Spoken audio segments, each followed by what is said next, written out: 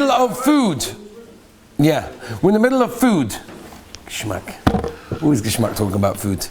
Okay, so we yesterday started the inyonim of Muktza Machmas as it applies to various types of leftover food, and we discussed raw fish and raw meat. Today, Be'ez Hashem, we're going to move on to the sugya. I'll try to finish it today. There's a lot to do. You have to understand that. I just want to, make a disclaimer. We could spend 2 or 3 shiurim on, at least, on each individual shir that we're giving on now. That it's just so much. It's just incredible, right? Why don't we? And we should, but there's a lot more to learn, and we've got to get to other places as well. And we want to get through Muktza. There's a ton more still to go. We didn't even discuss Grav Shalvei. We didn't even get to bosses. We didn't even get to Tiltum and Atzad, Tiltum. There's so much to do. So Be'ez Hashem, let's try to see what we can finish today. So one of the sugyas that we mentioned yesterday that we're going to do today, and that is frozen food. What is the din? And this is again when you open up the freezer and you want to get to something that's obviously okay on Shabbos, like for example the ice cream or whatever, and you've got other foods in the way. For example, frozen foods. What is the din with something that is frozen? So the general poskim say like this. With Moshe, Reb Shlomo Zalman, Reb Nissen Karelet Zatzal, Reb Yehoyma, Oz Nidbru, and other poskim as well, that they say it depends. If it's something that basically cannot be eaten in the way that it is, which is most frozen things, then it's going to be Muktza. But if it's something that can either be eaten this way, I'll give you an example. You can have cookies, for example, in the freezer, right? Biscuits, right? They're totally frozen. Could you eat them? Yeah. We can eat them, right? We can figure it out. You can eat them, right? It's Muktza. What do you mean? It's rock hard. But the mice you can eat, nothing will happen, right? It works. Right? Same thing with challah even, right? Sometimes you're missing a lecha mishnah, so you chop a challah out of the freezer. It's Muktza. Give it a couple of minutes and it's already, the top's already defrosted, you can rip it off, you can figure it out. Any food like that is not going to be Muktza. But if you've got, for example, and we're not talking about raw food, we're not talking about raw chicken, raw meat, raw fish, we discussed that yesterday. Now we're talking about cooked, but totally frozen. Right? If you've got, for example, a frozen chicken soup. What's the din of a frozen chicken soup? It's ices. Whoa. Nice. You would do that, really? It's for later. Put them in popsicles and get them out that way? Here's chicken soup popsicles. It sounds not that bad. Yaakov likes it. Okay, we should try it one time. Friday night meal, give that ices. Okay, so that obviously is Muktza, but why is it Muktza? Not because people don't eat it that way. More than that, why is it Muktza? Mordi, why is it Muktza? It's not edible. It's not edible? So I'll let it defrost a bit. It's for later, that's why. What's later? Okay, that's already, whether we make it gzeira, you're going to come to heat it up, I don't know. But the way to prepare this food is by bishul, and bishul is also. No, you might come to crush it. You may come to crush it? No, that's true. It's also to crush it. That is correct. But there's no gzeira you may come to crush it. That we don't say. So Akaponim, when it comes to frozen food, it really depends on what the situation is. Cakes, cookies, and challahs will generally not be Muktza. What about, for example, let's say, for example, you have a fruit compote or something like that, right? Now, theoretically, that really wouldn't be Muktza. Why? So just wait, let it defrost and eat it for dessert. Like, what's the big deal? Unless it's right before Motzei Shabbos. Meaning if it's like by Shalashida's time, so then already it's not going to defrost in time, then for sure it's going to be Muktza. So you have to watch out in the freezer to make sure about a few things. Number one, boire. Obviously be very careful in the freezer not to do boire. And the second one is not to touch things that are Muktza. Let's move on. What about... What? Touch. To touch Muktza is okay. Something is in the way. So we'll talk about Totum and Atzad, taking something out and something else gets moved automatically, that will be okay. Now, what about crumbs? Are crumbs Muktza? No. Crumbs are not Muktza, right? Challah crumbs are not Muktza? Why not? Because people eat it. So you're talking about during the Suda. So I saw many of the Sfarim HaKadoshim bring down that you cannot eat them after the Suda. I mean, no, you cannot eat them, but they're Muktza after the Suda, because nobody eats them. Now, it's not such a kasha that I saw in a bunch of Sfarim. You know how it goes with these kids of Sfarim. Each one copies of the other one. So generally, if you find it in one, it's going to be in a few of them, right? That's how it is, right? But Lanias Daiti, I don't think, right, that the crumbs, even after the Suda. Now, it's true. You ever met anybody that says, ooh, there's crumbs, let's eat them? 1 second, we need to wash and bench. Let's go over to wash. I don't think so, right? They barely do that with a bagel or a baguette or a shawarma or a falafel because you have to bench. Never mind the crumbs. But I'll come upon him. To say that a person has no das on it whatsoever. So I discussed this. I discussed it. I can't come up with such a chiddush myself against like all the svarim. Stepped on the floor. No, I'm not talking about being zealous on them. I'm talking about the they're on the table. I want to clean up the table. Can I do this after the meal? I benched already. Are crumbs muktzah or not? Many svarim bring down that crumbs after benching are no muktzah because nobody uses them. Shlomi, you knew this? What are you supposed to do? What does that mean? What am I meant to do? You wrap up the tablecloth and don't touch the crumbs. Then you got a problem. However, I think that they are mutter and they are not muktzah after the su'uda, after benching. And I discussed with that Goyna Godler, B'Svil, Obach, Shlita, and Rafalk. Your side's tomorrow. Shimon, note that one down. Okay? That's right. And they both were maskim to me. And they said, absolutely right. After the su'uda, no one, it's not like, oh my gosh, I'm not touching crumbs anymore, right? So therefore, that's why there's no problem with crumbs at the end of the meal. But that's my crumbs by bread. What about crumbs of like meat? What for example if you eat, let's say, Mori, where are you? Shepherd's pie. You eat good shepherd's pie, there's some crumbs of the meat. You guys in America call it crushed meat, right? That's what you call it. No, what do you call it? Ground meat. We call it mince meat. Okay, so you have the crumbs of meat. Is that muktzah? Why would be the difference? That's the shaila. If it's already a small thing, so maybe no one's going to eat it, and maybe it's muktzah because no one's going to talk and no one's going to look at it. No, this maybe is better than challah. Because by challah, no one's going to wash to eat challah after benching. But here, a piece of meat, so pick it up. It's not a big deal, right? So that's what the poskim generally say. When it comes to other food crumbs, there is no problem whatsoever, okay? And the general halacha is with all leftover food. For example, what's the din if you have leftover food on the table?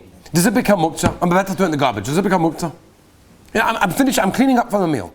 I've finished the suda. I'm finishing for the meal. I've got leftover food on the table. Does that become muktzah? Huh? People might eat it. People may eat it. You may eat it. You may change your mind. You may put it in the fridge. You may put it in the freezer. Whatever. So therefore, leftover food generally is not going to be muktzah in that case. Beautiful, Rabbi Yisai. Let's move on. Now we're going to go to the next sugya, which is peels, pits, and shells. Okay, when you've got seeds and pits inside fruits and vegetables, when you've got peels of fruits and vegetables, you've got eggshells, all these sorts of things, right? So, right now we're not going to discuss how to peel things on Shabbos, because most of us are familiar with the last Ramah on the end of Simon Yutes. That talks over there, brings the Prima God that you're allowed to peel a banana. Why are you allowed to peel a banana, by the way? Isn't that boyer? Isn't that classic boyer? Can't eat it otherwise. Yeah. Oh, so you can do whatever you want if you can't eat otherwise. You can flip on a light switch because I can't eat. What do you want from me? I can't eat. Is that a heta? Hashem didn't make food that you can't eat? What does that mean? Yeah, that would be Maybe the nuts would be the same thing. Cracker. Right, that's exactly, that's my shaila. To open a banana, the Ei mit Zwiebel. The Heilige Ei mit Zwiebel. Who didn't see the Heilige Klosenberger Rebbe doing the Ei mit Zwiebel for the Sida and wouldn't be crying and doing tshuva at that time? That's what they used to say about the Heilige Klausenberger Rebbe. Pasha, if you just watched him make the Ei mit Zwiebel, for those people that don't speak Yiddish, it's the egg and the onion on Shabbos morning. And he used to do by the Suda, by the table, he would do it. B'shas Maisa, people Pasha would cry in tshuva watching him make the Ei mit Zwiebel. Unbelievable. All right, the Litvaks, calm down, it's fine, don't worry about it. Okay, move on, next story. Okay, so, maybe it's with me? That's right. We've got Japan now, actually. Okay, let's move on. Where are we? Okay, so the general halacha is like this. This is the general halacha. If it's roy for an animal, then it's not muktzah. If it's not roy for an animal, then it is muktzah. Okay, so let's take a couple of examples, right? Let's take an example, try to quantify and specify this halacha. If you have an eggshell, does any animal eat eggshells? I mean, there are actually, but there are animals that eat eggshells, the Gemara says. But general animals that we have hanging around, like wind animals upstairs and outside you've got other animals and these things, they don't eat eggshells. So an eggshell is 100% muktzah. It's muktzah machmas gufoy. You cannot move it. What? You got a big problem if it's on the counter. Who told you to put it on the counter? You can peel it off. Who told you to put it on the counter? Sunflowers. That, by the way, yes, you should. You should peel it directly onto the garbage. The question is, if it's on the counter, it's on a klish v'nachta, you can't move it because they need the place. That's only by klish v'nachta. It's a muktzah machmas gufay. What? Shell in the salad. Shell in the salad? They have a problem with boil, will kill you anyway. Sunflowers. Who? Sunflowers. Sunflowers, that's animal food. Okay. תסתכל שם על השולחנות פה. Yeah, I'm saying Gemara says is it Muktza? Yeah, of course. Of course. Anything that's not roy leMeichel Adam for sure, and Meichel Behema is going to be Muktza. Now, the problem is like this. The Shulchan Aruch says it's not good enough. Rabbi said this will be enough Gemina where you live. Listening is very important. It depends which Moshav you're going to choose. Says the Shulchan Aruch, which again is the Gemara, if it's roy for an animal, but there are no animals around, so what does that help that it's roy for an animal? You're not going to give it to an animal. What's the whole yesod? The whole yesod is when I peel a banana, let's say, and I have a couple of monkeys down the street, Beseda, so I'm going to give it to the monkeys. Mimela, it's not Muktza. But if I don't have any monkeys here, or if you do, and you're not going to give it to them, you should know I spent time calling people that own dogs to ask them this question. There are certain foods that are roy leklovim, that are roy for dogs. Would you let somebody come to your house once a week and just give you a bunch of leftover stuff? He says, not a chance. No way. He wouldn't do that. Why? They're very makpid what they give them. They're very makpid on the same thing. They want to give them the right vitamins and they want to give them the right, the balance of their. They're not just going to let you just give whatever it is. So Mimela, even if something is roy for a dog, but A, you don't have the dog in your vicinity, or you're not going to give it to a dog because the guy's not going to let you, Mimela, you don't have a dog. If you don't have a dog, there's no dog. Mimela, everything's going to be Muktza. So every peel or pit that we deal with has to be in a situation where it's roy and it's shire, then I'm going to give it to that animal. Mimela, it doesn't become Muktza. What about hefka animals? What if you got dogs hanging around? After you open a banana, you don't have bananas. Monkeys don't eat bananas. 1 second. You can open it because you're allowed to open it. The question, what do you do with the peel? And it's Muktza. Muktza machmas gufay. You're stuck. We'll talk about it. Nuts, the same thing. Right? We'll have to talk about this. What do you do with the shells of the nuts? Kinai nahor for the shalom zacha, the pile that's going to be up over there, right? What's going to be with all the what's going to be? What are you going to do with it? Okay, so we're going to have to talk about graf shohei. Sometimes there's a heta levi yitzchak. Sometimes there's a heta. If something is disgusting, then you're allowed to move it. Now we'll have to define what the word disgusting means, and there may be a difference between what a yeshiva bocher looks at as disgusting and what the normal world looks at as disgusting as well, right? So we'll have to define that. But before. We'll have to, exactly. We'll have to define all that. But without all that, right, Shlomo, you with me? So far, so good? If a peel is not right for an animal, even, by the way, Rav Elyashiv said that if you've got hefka animals hanging around, that's not called having an animal. Because it's a hefka animal, and therefore you don't have to feed it, and no one has to feed it, and therefore it's not included in that. So that's generally going to be the din when it comes to. What about adjuim? Adjuim. No, what say? Adjuim, no? Hello? What is this, Chinese? Hello? Adjuim, mishmish. אתה מכיר את זה? מה זה adjuim? מישמיש, מה זה? תגיד להם, תגיד לחבר'ה, מה זה, נו? Apricot, sorry, okay. I'm going to say it in the corner of all sheeters. In this country, if you want to be the most popular boy in Cheder, you've got to have the most adjuim seeds. That's how it works. Tamaskim is the seed, right? Is the seed. 100% is the seed. I used to buy them just for the seeds. Tamaskim? If you want to be the most popular boy in Cheder, you have to have the most seeds. Eli maskim? Eli's maskim. There we are. See? Okay. If you want to be the most popular boy, you have these seeds, and you get your parents to buy you as many apricots as possible, so that you will be the most popular boy in Cheder. I'm going to eat them. Very good. Very good. Okay. Are those Muktza? Nobody can eat them. There's rock as anything. Aha, not even an animal eats them. Yeah, kids play with it. Kids play with it. So if kids play with it and they'll miyachad it before Shabbos, then there wouldn't be a problem. Because they're miyachad it. Once they're miyachad it for usable purposes, then it is going to be okay. By the way, any pit that has with it fruit that's attached to it is not going to be Muktza. I'll give you an example. Avocado. Is an avocado pit Muktza? Yeah. The Olam knows the famous Meiser, right? Nah, the Olam doesn't know the famous Meiser? Which one? Oh, the avocado. You know the one I'm talking about? Come on. Okay, I'm going to say it over. This is so geschmack. This is unbelievable. Listen to the shayla I got. There's a couple in, should I say the name where it is? Yeah, I could say where it is. It's fine. Kiryat Sefer. Okay, it's no. This is moedik shaila, Rabbi say. Can only happen in Kiryat Sefer, such a shaila. It's absolutely mind-boggling. It reminds me of the letter that I received from Kiryat Sefer from somebody that wants to know if they're allowed to Motzei Shabbos put the tablecloths from the Milchik Suda and the tablecloths from the Fleischik Suda in the Zelba washing machine, or is that a shaila of Bishul Basa B'Cholav in the washing machine? I have the letter still. Anyway, so this shaila came in like this, okay? A mother was about... Tishma. A woman was about to give birth, okay? So it was mamish Erev Shabbat. There we go. I said it over here. I said it in the share. I said it here. And not one of you remember it? Hashem Yerachim. I didn't say it? Daniel said I didn't say it. Daniel said I didn't say it. So it goes like this, Rabbi Say. A lady was about to give birth on Erev Shabbos Kodesh. Okay, it was Erev Shabbos.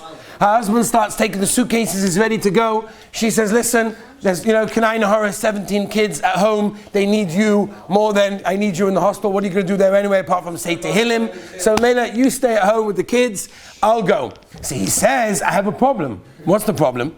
The problem is what happens if the baby is born mamish at the moment of Shkia, and then if the Prima Godim, you've got to do a Shalom Zacha that Friday night. And therefore, I'm not going to know to make a Shalom Zacha. No one's going to call me in the hospital. They're not going to call me. I'm not going to answer the phone. I'm stuck. How am I going to make a Shalom Zacha? What am I going to do? Right? Baruch Hashem. This was his worry. So therefore, she said, I have an Eitzah. What's the Eitzah? We're going to open up an avocado. I was like, huh? Open up avocado. We'll take out the pit. And we'll put the pit into water. Now, Kol Zman, the pit is in water. The avocado that it came from will stay green. She's like this. I'm going to take the pit with the water in the cup to the hospital. You'll keep the avocado at home. If I have a baby, if I see it's going to be right before Shkia, if I see it's mamish happening then, so I'm going to take out the avocado pit, and the avocado by you will go brown. You will know, oh, baby boy, Shalom Zacha. If I leave it in, the avocado remains green. You'll realize it's either not happened or it's a baby girl, and therefore everything's okay to have to make a Shalom Zacha. Now, whether that works and exactly what the distance is, I have no idea. But that's what it did. Now, Shaila is taking out the avocado pit. If the Lutzu would have been after Shkia, would that be an Issa of Koitza? Right? Do we say that if you have a seed in the ground, how it works exactly and how long you're chayav for, if you take it out when it's in the water, do we consider that to be an act of koitza, of uprooting something from its growing environment? Rabbi say, klali sola moedik. Baruch Hashem. Rabbi say, we've got a ton more to do, but it's already 10 o'clock. So tomorrow we'll have to discuss more about pits. What to do is Levi Yitzchak Kasha. What do I do lemaisa? Comes Shabbos Kodesh. I want to take them out of my mouth. Am I allowed to take a pit out of my mouth? I eat a watermelon. Am I allowed to take the pit out of my mouth, or is it Muktza? Or any of these things? What do I do with it lemaisa if it's in my mouth? Be'ez Hashem tomorrow. We'll go through the sugya. Have a beautiful day.